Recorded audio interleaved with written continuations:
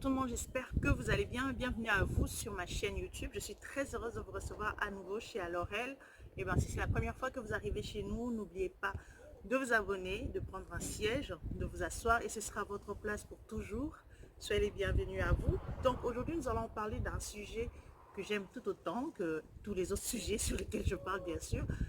Aujourd'hui, nous allons parler de la femme, le fait d'être femme. Vous savez, s'il y a des choses pour lesquelles je suis fière, être femme est l'une des choses pour lesquelles je suis le plus fière. En fait, c'est vrai que je n'ai fait aucun effort pour le devenir ni pour l'être, mais je suis très, très fière de l'être. Très fière, juste parce que je trouve que c'est tellement merveilleux d'être femme. Et j'en suis arrivée au point de me dire que c'est pas que je sois contre toutes les personnes qui luttent pour la parité, d'autant plus que j'ai une forme de conception un peu différente pour moi lorsqu'on lutte pour la parité, c'est-à-dire qu'on lutte pour les droits humains, c'est-à-dire que l'on soit réellement reconnu en tant que tel, en tant qu'être humain, et non que l'on puisse ressembler aux hommes, et non que l'on puisse être pareil. Je pense que pour moi, c'est pas pareil. Ça sera jamais pareil. Il n'y a pas match. En fait, la femme, c'est, si on voit la définition selon la nature, hein, c'est que la nature nous apprend, la femme, c'est cette personne-là qui a un grand cœur. Quand on dit chez nous, on dit avoir monté ma beau maman. Vous voyez, cette personne qui est capable de supporter les choses les plus méchantes, les tensions, les difficultés. Elle est capable de supporter énormément. On dit que le cœur de la femme est tellement grand, tel un océan rempli des choses. Donc la femme est capable de supporter beaucoup de choses.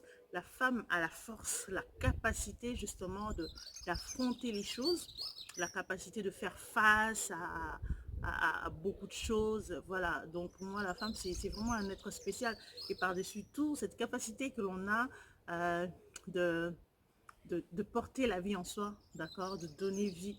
C'est vrai que l'homme donne aussi la vie, hein. On ne va pas dire que les hommes ne donnent pas la vie. J'ai envie des fois de dire que l'homme, c'est un peu la parole. Vous voyez, quand Dieu voulait que la lumière soit, il a parlé. Il a dit que la lumière soit. C'est ça. Je pense que c'est ce côté-là. C'est ce que Dieu a donné à l'homme. Mais maintenant, celui qui a apporté justement cette parole-là, c'est réalisé. Vous voyez, je veux dire un peu le Saint-Esprit, quoi. La femme, c'est un peu ça. C'est elle qui porte, au fait, cette sémence de l'homme, qui la fait grandir jusqu'à ce qu'elle se développe, elle devient vie, au fait. Voilà, si je dois prendre l'homme et la femme à l'image de Dieu, je donnerais l'homme ce côté de la parole, du Père, et puis je donnerais à la femme ce côté du Saint-Esprit, tout simplement, celui qui, la main de Dieu en quelque sorte, parce que la femme est capable de réaliser énormément, alors énormément de choses, énormément de choses. Mais ce qui m'inquiète un peu ces derniers temps, c'est toutes les définitions en fait. Juste les définitions de toute chose. Toute chose est devenue tracée. On ne vit pratiquement plus, on vit sur les pas des autres nécessairement.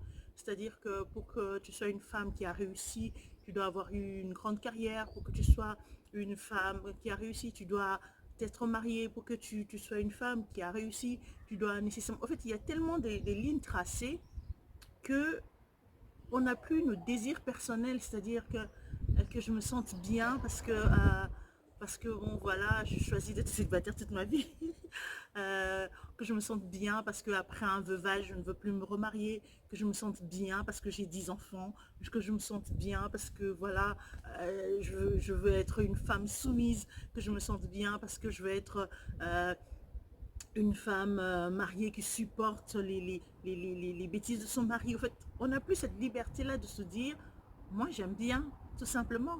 Ça peut ne pas plaire aux autres, mais moi j'aime bien, moi j'arrive à supporter. Pour moi, c'est faisable. On en est arrivé là, à ce point-là où, non, il faut nécessairement faire comme ça se dit. La vie n'est pas une ligne toute tracée. La vie ne peut pas être une ligne toute tracée. Il faut que des fois dans la vie, que l'on fasse des erreurs, et à partir de ces erreurs-là, que l'on se construise, que l'on devienne plus forte, que l'on prenne plus de sagesse, plus de maturité, que l'on arrive à se pardonner tout simplement, que l'on apprenne à se pardonner. Et ça arrive quand on fait des erreurs. C'est-à-dire qu'on a des principes, on s'est dit, moi je serai ceci, moi je serai cela, mais à un moment de la vie, tout simplement, on échoue. On échoue, on n'y arrive pas, et on apprend comme ça à réadapter peut-être certaines choses et à se dire oui je voulais ça mais peut-être c'était trop, ou choses, ou que peut-être il me faut changer telle ou telle autre chose. Ça s'apprend tout seul. Il y a des choses que l'on peut apprendre tout seul. Je ne suis pas contre les expériences. J'aime bien écouter les expériences des autres, suivre des autres, hein. Les expériences doivent servir.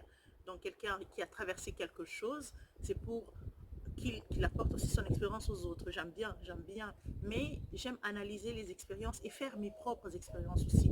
C'est que je peux prendre, je prends si ça me convient. Si ça ne me convient pas, ça ne me convient pas.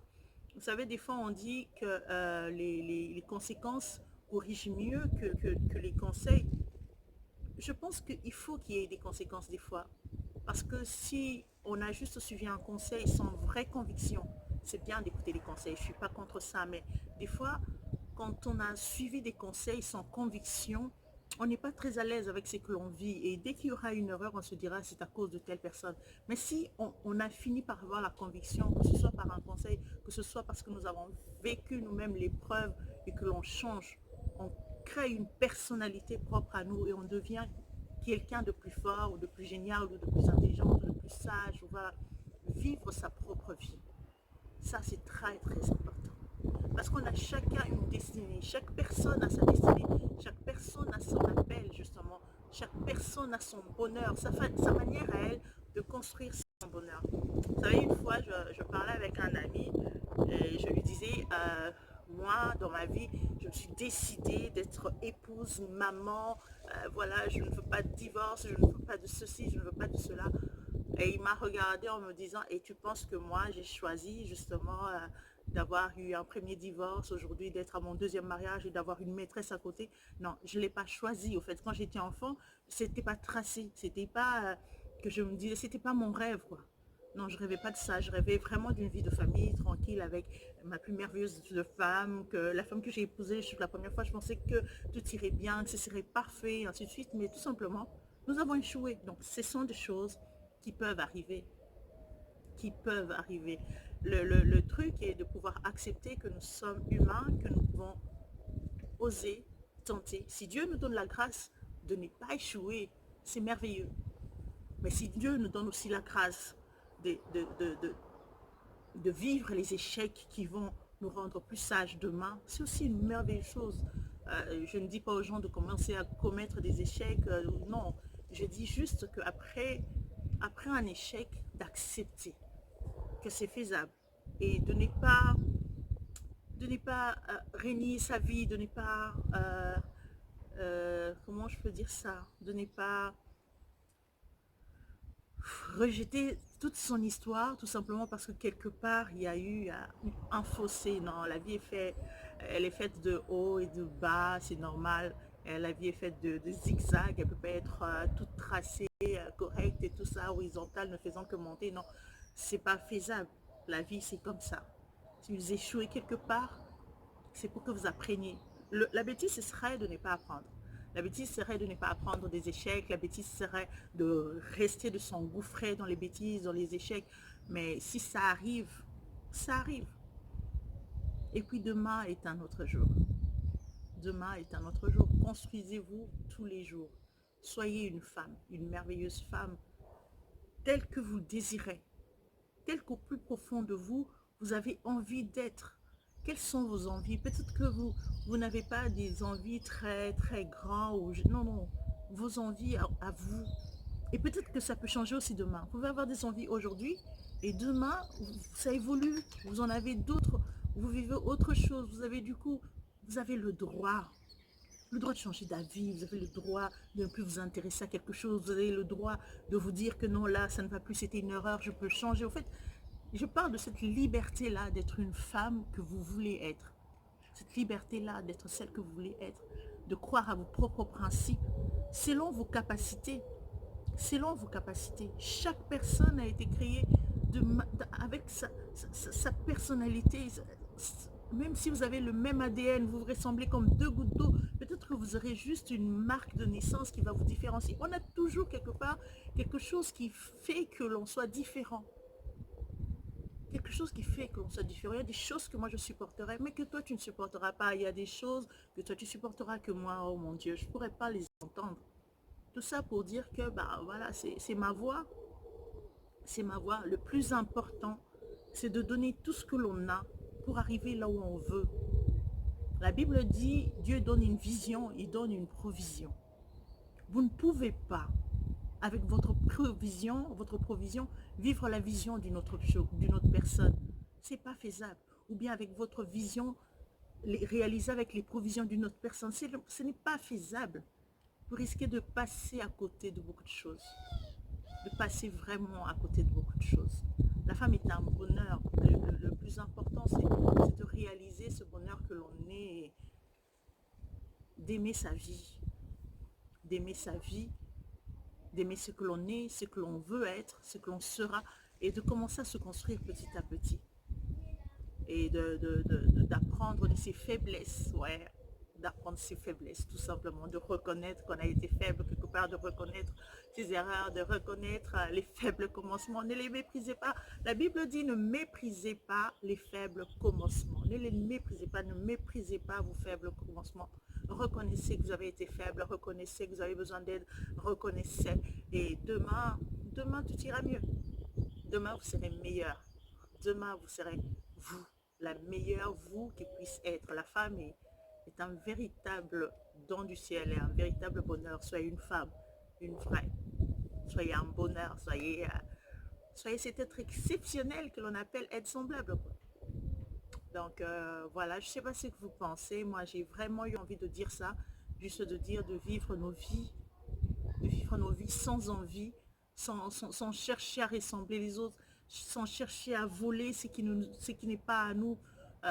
Ce désir de devenir autre personne, parce qu'on cherche à vivre avec les provisions d'une autre personne, justement, et que lorsqu'on cherche à vivre les visions d'autres personnes, pendant qu'on n'en a pas les provisions, c'est ce qui conduit à la jalousie, à empoisonner les autres, à se faire du mal, à envier les autres, ainsi de suite, parce qu'on veut une vie qui n'est pas la nôtre. Qui n'est pas la nôtre. Si vous désirez vraiment devenir comme cette autre personne, ben, allez-y à votre rythme.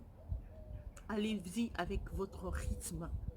Et lorsque vous aurez réellement les choses pour lesquelles vous êtes battu, le plaisir sera différent. Croyez-moi, le plaisir sera différent. Ce n'est pas toutes les personnes qui vivent une vie de rêve. Je ne dis pas les personnes qui vous font croire qu'elles vivent des vies de rêve et qu'elles n'en ont pas. Non, il y a des gens qui sont réellement millionnaires, il y a des gens qui vraiment ont énormément d'argent, qui ont réussi dans leur carrière, dans leur mariage. Oui, mais ça ne veut pas dire qu'ils sont totalement heureux. Il y en a qui sont heureux aussi. Mais peut-être que si vous, on vous mettez dans leur peau, pour que vous passiez chaque sacrifice qu'ils ont eu à vivre, pour que vous passiez chaque chose qu'ils ont fait, peut-être que vous ne supporterez pas. Peut-être que pour vous, ce serait triste. Peut-être que pour vous, ce sera un malheur. Peut-être que pour vous, moi je me dis, moi si on me disait, ben, tu peux pas avoir d'enfant, non, je suis désolée, je peux pas. Peu importe le désir de la montée que je puisse avoir, même si j'ai envie de devenir, je sais pas moi qui, rien ne vaut mes bébés, rien, absolument rien, vous voyez. Mais il y a de ces carrières-là que l'on ne peut pas avoir avec 3 enfants dans son dos, 4, 5, on ne peut pas. Tout simplement parce que voilà, on doit travailler beaucoup et ainsi de suite. Sinon, si on a des enfants, on les négligerait, on s'en occuperait pas trop, vous voyez un peu. Donc, c'est un peu ce que je veux dire. Donc, chacun a ce qu'il veut, ce qu'il est capable d'accepter, ce qu'il est capable de donner. N'allez pas au-delà ou bien n'en donnez pas à moi non plus. Donnez ce qu'il faut, ce que vous avez. Et Dieu est juste, il vous rendra ce qu'il faut aussi. Sinon, portez-vous bien, que mon Dieu vous garde et que vous passez un bon confinement. J'espère que ça se passe bien chez vous. Soyez féminine à 100%, c'est-à-dire soyez une belle femme. Même malgré le confinement, on ne vous dit pas d'être maquillée ou non. Soyez propre, soignez, au taquet. Pour vous-même, même si vous êtes seul, soyez-le pour vous-même d'abord et puis soyez-le pour vos enfants, votre mari, vos parents, ainsi de suite. Donnez un peu de joie autour de vous, c'est un peu ça la femme. Hein. Lorsque Adam a vu la femme, il a fait waouh, voici cette fois-ci. Bah, soyez ça, cette fois-ci, celle qui donne le plaisir, l'espoir pendant cette période où tout est triste.